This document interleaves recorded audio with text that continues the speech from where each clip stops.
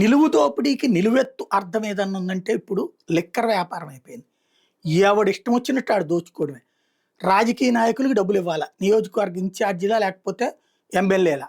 అట్లాగే అధికారులకు డబ్బులివ్వాలా. మున్సిపాలిటీ వాళ్ళకి డబ్బులివ్వాలా. పోలీసులకు డబ్బులివ్వాలా. ఆడు ఎక్కడి నుంచి సంపాదిస్తాడో అర్థం కాదు.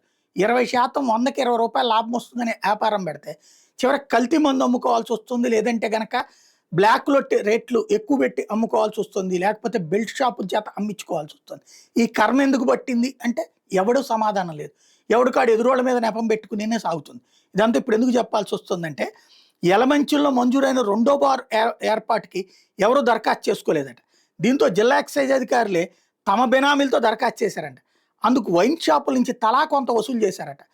ముగ్గురు మద్యం వ్యాపారులు విజయవాడలోని ఎక్సైజ్ శాఖ ఉన్నతాధికారులు లిఖితపూర్వకంగా కంప్లైంట్ చేయడంతో ఈ విషయం బయటకు వచ్చింది. దీంతో అనకాపల్లి జిల్లా excise superintendent ES Sudheer, CI Gnaneshwari తమ మీద ఒత్తిడి తెచ్చి ఒక్కో దుకాణానికి 1.2 లక్షల రూపాయల చొప్పున వసూలు చేసి కట్టించారని వాళ్ళు ఫిర్యాదులో పేర్కొన్నారు.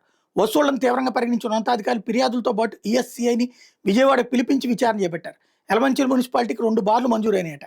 గీత కార్మికుల కోటాలో గతంలో ఒక బార్ ఏర్పాటు చేశారు. ఆ బార్లో పెద్దగా లాభాలు రాకపోవడంతో బయట మద్యం దుకాణాలు తక్కువ ధరకు దొరికే సరుకు తెచ్చి అమ్ముతున్నట్టు కొన్నాళ్ళ కింద ఫిర్యాదులు వచ్చినాయి.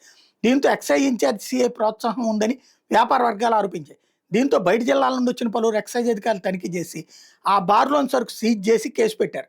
అప్పటికే ఉన్న బార్లోని వ్యాపారం సరిగ్గా లేకపోవడం, కేసులు ఎదుర్కోవడం వల్ల రెండో బార్ ఏర్పాటుకి వ్యాపారులు ఎవరు ముందుకు రాలేదు. దీంతో ఎక్సైజ్ సూపరింటెండెంట్ సుధీర్ అట నియోజకవర్గంలోని 22 మద్యం దుకాణాల యజమానుల నుంచి 26 లక్షల రూపాయలు వసూలు చేశారట. ఆ సొమ్ముతో తన బెనామీతో కొత్తగా ఓ బార్ ఏర్పాటు చేయించారట. తాజాగా డబ్బులు ఇచ్చిన వైన్ షాపుల యజమానులే ఈఎస్ మీద ఫిర్యాదు చేయడంతో విచారణ ఎదుర్కొన్నారు. ఎక్సైజ్ అధికారులు మీ చర్యలకు సిద్ధమవుతున్నట్టు తెలుసుకున్న సిబ్బంది బార్ కోసం డబ్బులు ఇచ్చిన దుకాణం ద్వారా దగ్గరికి వెళ్ళి అధికారులకు అనుకూలంగా రాతపూర్వక రాసి ఇవ్వమని ఒత్తిడి చేస్తున్నారట.